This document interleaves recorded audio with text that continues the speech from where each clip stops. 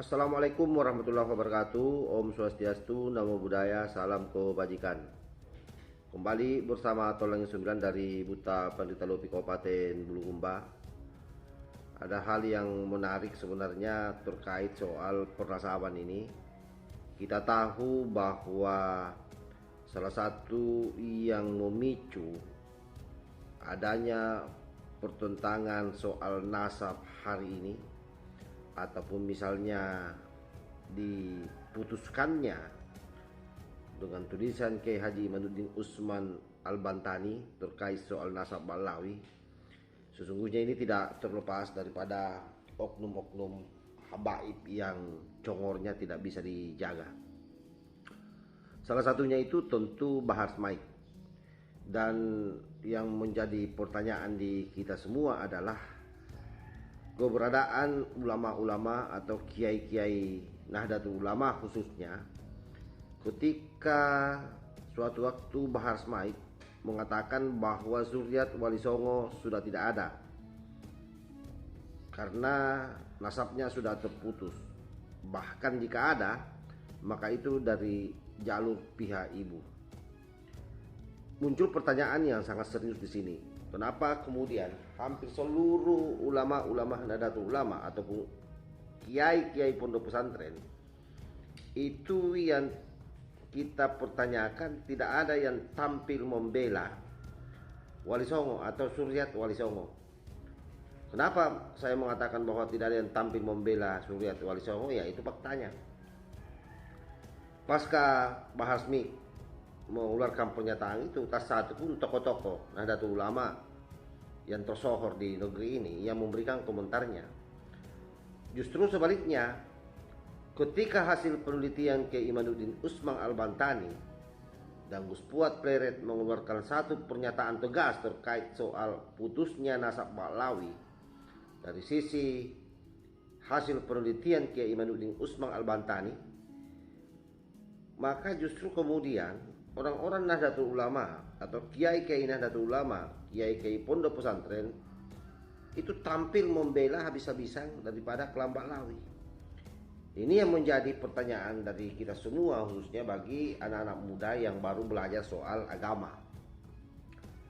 Apakah misalnya mereka-mereka ini, para orang tua kita ini, khususnya di Nahdien, ini menyaksikan keilmuan atau sejarah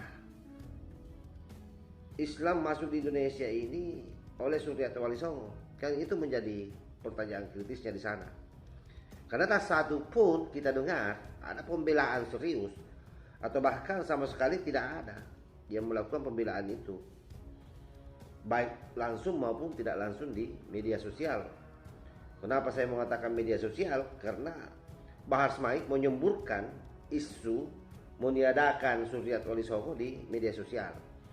Nah, itulah yang menjadi pertanyaan kritis kita semua, yang saya kira memang hal ini membutuhkan dobrakan dari kaum muda Nahdlatul Ulama. Oleh karena itu kemudian, kalau perang-perang bagaimana mengkanter apa yang menjadi narasi daripada para Habib Kadrun ini, itu kemudian kita dari kalangan muda Nahdlatul Ulama mengambil alih dan gencar melakukan itu, ya karena ada peran di sana yang terputus, yang seharusnya mereka yang sudah menikmati pengetahuan agama dari Suryat Wali Songo secara turun-temurun sampai ke dalam dirinya, harusnya mereka yang membela, karena mereka jauh lebih paham sejarah dan tahu persis seperti apa perjuangan daripada Suryat Wali Songo.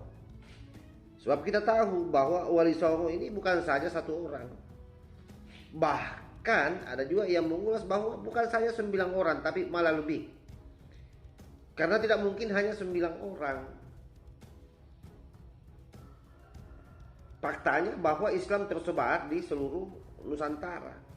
Ya misalnya di kampung saya di Sulawesi Selatan, saya punya keyakinan bahwa Wali Songo juga itu ada di Sulawesi Selatan ini.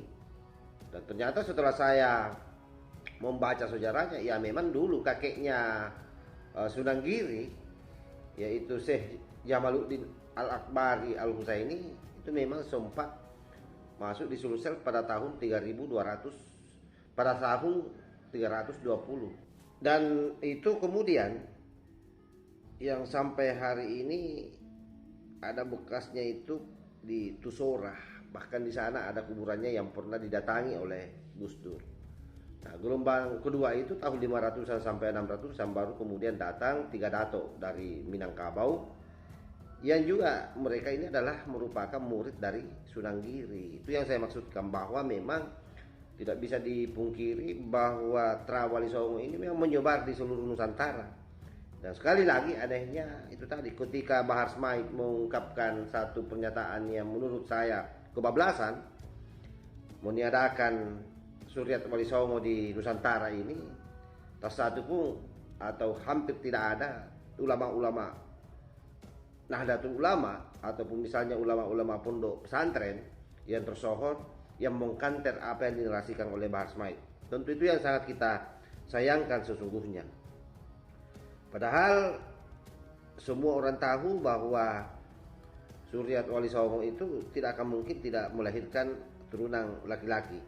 Sebutlah misalnya kalau kita mengambil contoh, ini contoh saja ya, seperti Sunan Gunung Jati atau Syarif Hidayatullah yang memiliki beberapa anak laki-laki yang suryanya sangat banyak sampai saat ini. Belum lagi misalnya keturunan Sunan Ampel di Surabaya, kemudian belum lagi Sunan Kudus, kemudian Syekh Ja'far Shadiq, kemudian Sunan Giri dan lain-lain. Nah, ini yang saya sangat sesalkan dan sekaligus sebenarnya berharap bahwa ke depan ini mesti kita secara sadar, setiap ada hal-hal yang dibangun narasinya secara keliru oleh orang-orang yang tidak bertanggung jawab, terutama terhadap oknum-oknum yang memang sudah kita kenal selama ini, ingin mendegradasi ulama-ulama Nusantara, ingin mendegradasi ulama-ulama pribumi, dan ingin memperbudak para muslim Nusantara, ya harus diantisipasi dan dikanter narasi-narasinya. Karena bagi saya ini adalah Dajjal di akhir zaman. Mereka tampil dengan tampilan yang seolah-olah sangat agamis, tetapi kemudian yang dia lakukan adalah kebohongan-kebohongan dengan mengangkat cerita-cerita atau layaknya seperti dongeng atau bahkan karangan bebas, mengukuhkan identitasnya, mengukuhkan seluruh hal yang terkait dengan dirinya, terutama nasabnya yang katanya bersambung ke Rasulullah Sallallahu Alaihi Wasallam, dan efeknya itu menghipnotis banyak umat yang pada akhirnya umat akan beralih perhatiannya ke mereka, meninggalkan ulama-ulama lokal, ulama-ulama yang memiliki tidak saja darah sampai ke Rasulullah, tapi juga terah pengetahuan sampai ke Rasulullah Sallallahu Alaihi Wasallam. Saya kira itu yang saya sampaikan, lebih dan kurangnya mohon dimaafkan. Wallahul muwaffiq ila aqwamit thariq. Wassalamualaikum warahmatullahi wabarakatuh.